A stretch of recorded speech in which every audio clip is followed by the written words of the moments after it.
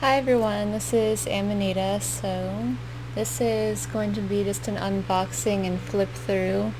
I just got this deck called Science of Light, Wisdom from the Stars.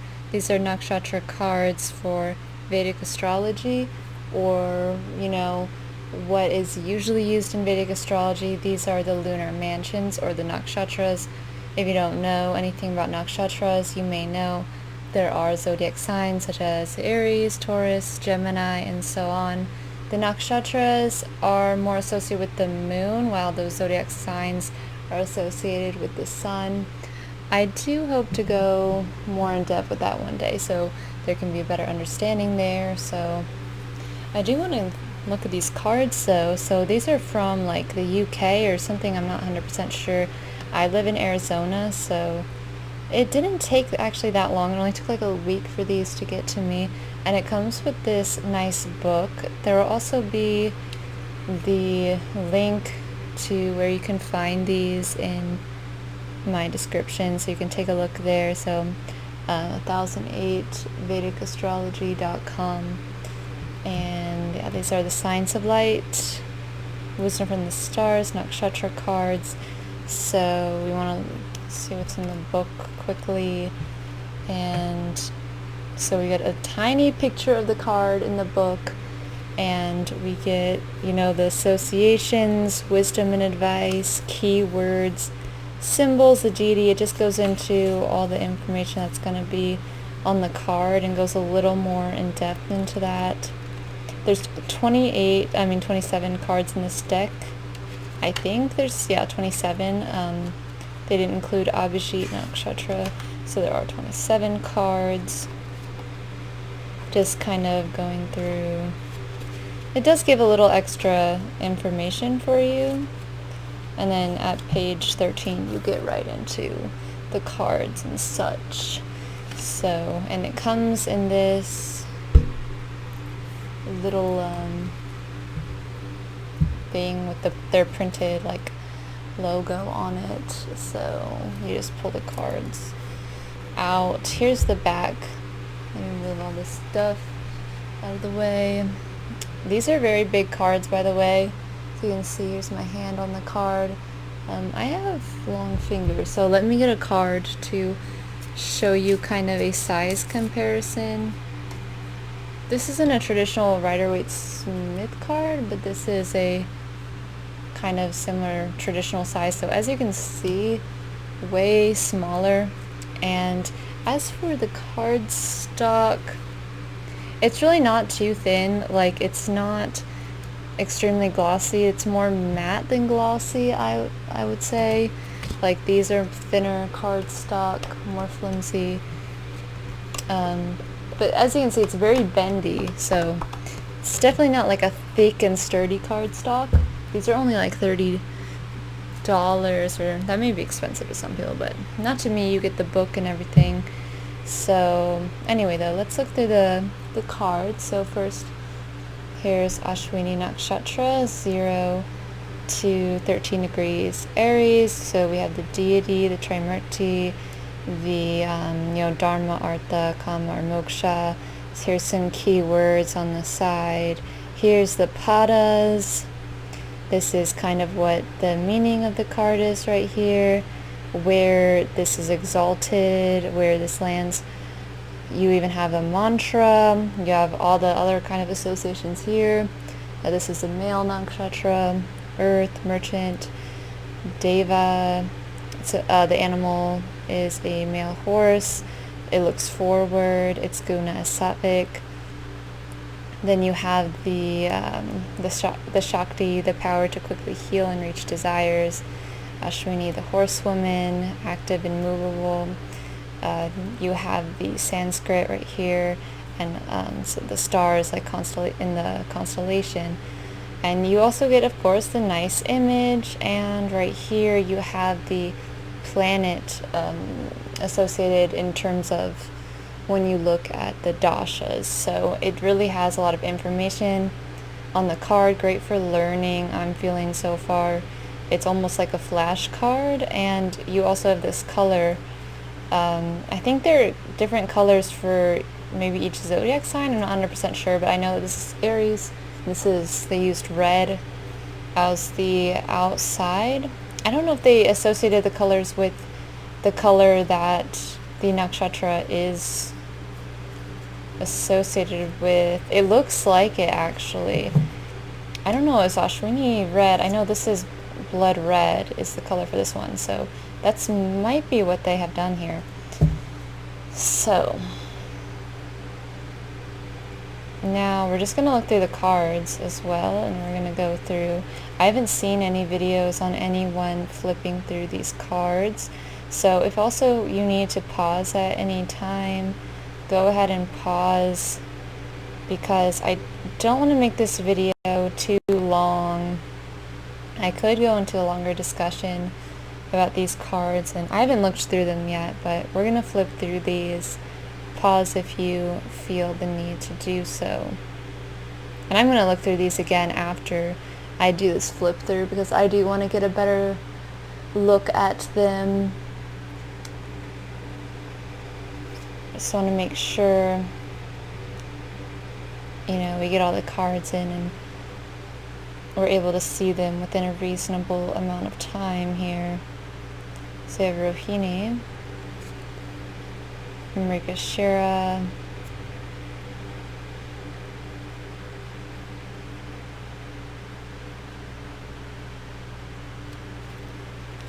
Ardra,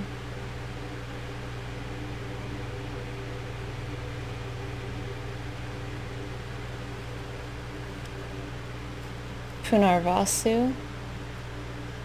And it's also interesting, we start at Ashwini. Sometimes we start at Kritika because that's where the moon is exalted, and as we know, these are lunar mansions. So here's Punarvasu.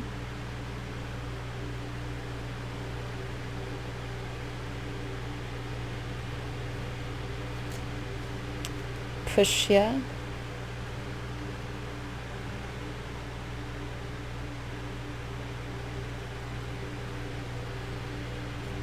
Ashlesha.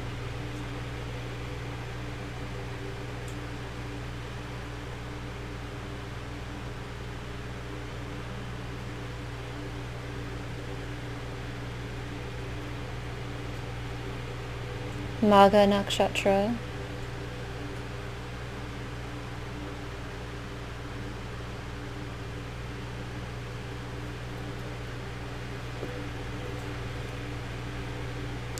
Purva Falguni.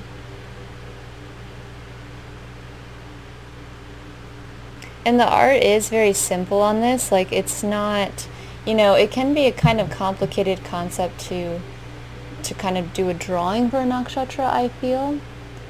But I feel like this is done very well, getting a lot of the key things into the image. And it does really make you kind of think of that nakshatra. It does give you that feeling of it. So it is accurate. I mean, of course, this person knows the nakshatras, and you can tell that they are educated in, and they've had experience with these nakshatras. So here's Uttara Falguni. But yeah, the art is very simple and clean on these.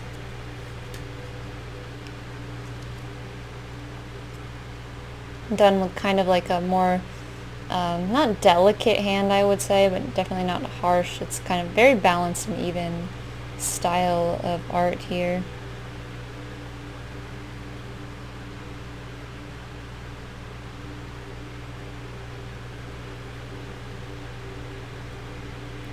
So here's Chitra.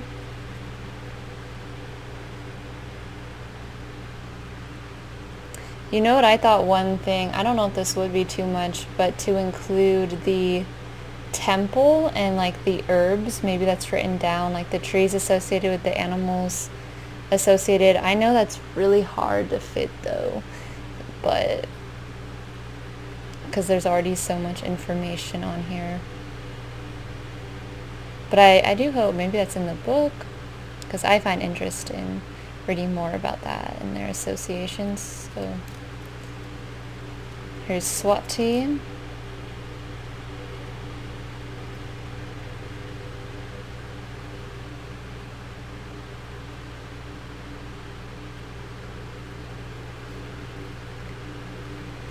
Vishaka,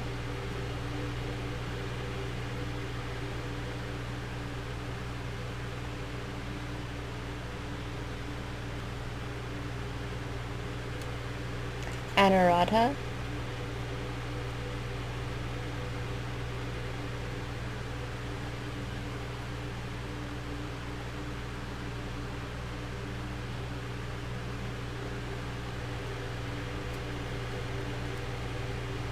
Jeshta,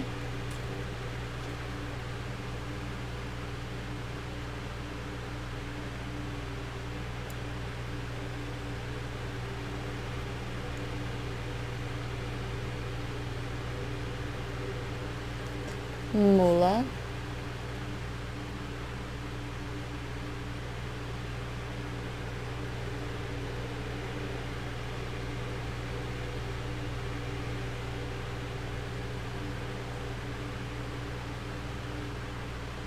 Purva Ashada,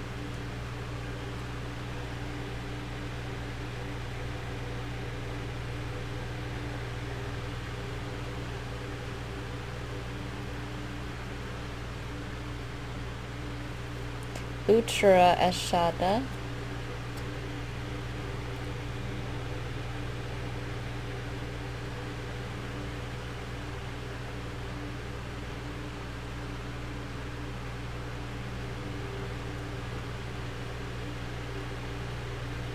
Shravana,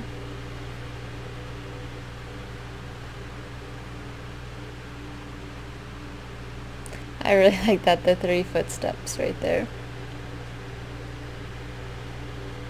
This is associated with Vishnu, so reading the mythology of the deity is very helpful when studying and learning, understanding nakshatras. Here's Dhanishta.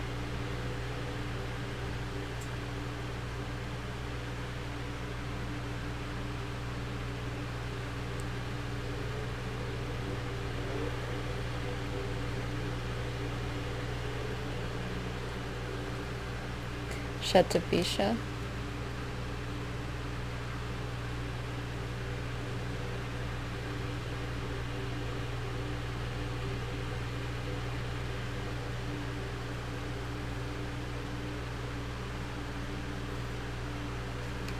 Purva Bhadrapada.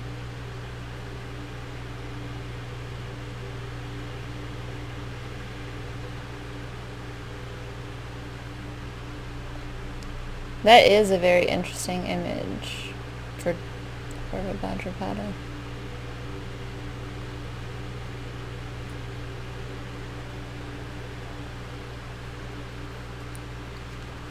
Uttara Bhadrapada.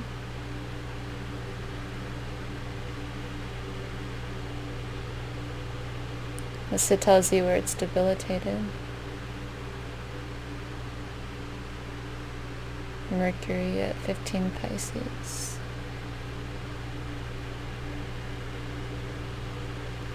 And here's the final card, Revati Nakshatra.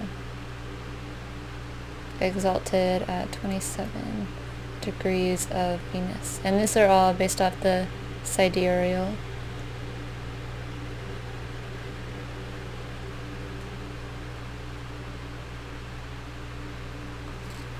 So, that was all the cards, and I really enjoyed them. I'm very excited because I feel like these cards are very good for learning, and I feel like I'll definitely even be using them in readings and everything, because for me it gives me that, like, sometimes it really gives you exactly what you're needing to know about the reading, getting the essence of the nakshatra that is influencing, that is being manifested through, that is making its way in. So I'm going to shuffle these cards as well so we can see how well these shuffle. These are very large cards, so the way that I kind of handle shuffling large cards, like, I'm definitely not going to, I mean, I have long fingers, but yeah, that's not going to work for anyone else, so I usually just kind of go like that, and, you know, it's, for me, that shuffles fine, just like that. So, there's Punarvasu here. So, thank you everyone for watching, and check out their website, 1008vedicastrology.com, if you would like these cards. If you'd like to stay around, I'm going to read about Punarvasu, actually, just so we can get an idea for what the book does kind of say. So, I'm going to read the whole section for Punarvasu Nakshatra. So, Punarvasu, the star of renewal. Punarvasu has the planet Jupiter assigned to it. It lies partly in the sign of Gemini and partly in Cancer. For the Gemini part, that looks like something was whited out there, by the way, so that's kind of funny. I don't know if that was done on purpose, because Punarvasu, is kind of gets associated with doing something again, so I don't know if that was on purpose or not, but that's kind of funny. Anyway, what I was going to read is, for the Gemini part, we look at the Jupiter-Mercury combination. Optimism, curiosity, and communication could be the keywords here. For the Cancer part of Punarvasu, we see a Jupiter-Moon combo. And the reason we see Jupiter is because, Jupiter is the planet which presides over Punarvasu when you look into dashas, of course, mostly. And, Gemini is ruled by Mercury, and Cancer is ruled by the Moon, and that's why we get that if you don't know. So, again, well-placed planets can give us great optimism, happy, generous emotions, and natural wisdom here. After the tribulations of Ardra Nakshatra, we happily start anew in Punarvasu, the star of renewal. The deity residing in Punarvasu is none other than the great goddess of the whole creation, the mother of the universe, Aditi, the mother of the gods who even created her own father, she who gives birth again and again. She personifies undivided, unlimited space and consciousness. She is one. Her forms are many. She resides in all resides in her. And here is Aditi. The symbols for this nakshatra are 1. The bow and a quiver full of arrows, so we see that in the card. The arrows once aimed and shot, which we see in the card as well, always magically return to the quiver, so here we can aim again and again. A house, which we see in the card. Punarvasu gives the protection and safety like being in a nice home. People with prominent Punarvasu traits are homebodies, sometimes needing to make more effort to get out and travel. 3 is 2 chariots, 2 cars on the card instead of the chariots. Often life lessons happen in pairs or twice for Punarvasu people, particularly in Gemini. More keywords: infinity, ambition, renewal, truthful, intelligent, self-controlled, humble, diligent, spiritual, likable, charming, secretive, desire, new ideas, innovation, freedom-loving, balance, repetition, lost and found, failure and success, safety, movement, and second chances. Places associated with Punarvasu: renovated buildings, homes, community centers, and villages. Star maker, or the Yoga Karaka, is 28 degrees Gemini and 1 degree Cancer. The sounds for the 4 padas: Ke, Ko, Ha, Hi. I don't know if I said that right, by the way. Punarvasu for advice and wisdom. If we look at the stars of Punarvasu for wisdom, imagine the great goddess of the universe who pervades all. Being aware of the whole, we can rest in the infinite and be assured of abundance and safety. Being assured of plenty, we can be forgiving and generous to others, and of course people will generally like us for these traits. Under the influence of these stars, we often have bright new ideas and good intelligence. This nakshatra invites us to get in touch with the cosmic female principle. This Mahashakti is seen as all matter, energy, and action in the universe.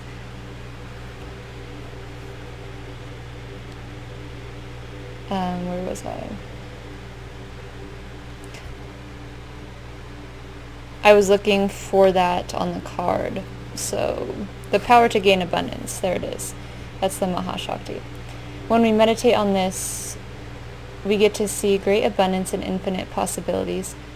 The main symbol of the quiver full of arrows allows us to aim our arrows again and again, never disheartened by failure, because we always try another time, whether aiming for the same goal or for an entirely new idea. We will have the feeling of being at home in the universe, pictured by the symbol of the house. There may be a tendency to become passive and literally stay at home too much, and we may need to make an effort to go out and travel and participate in the world to gain new experiences.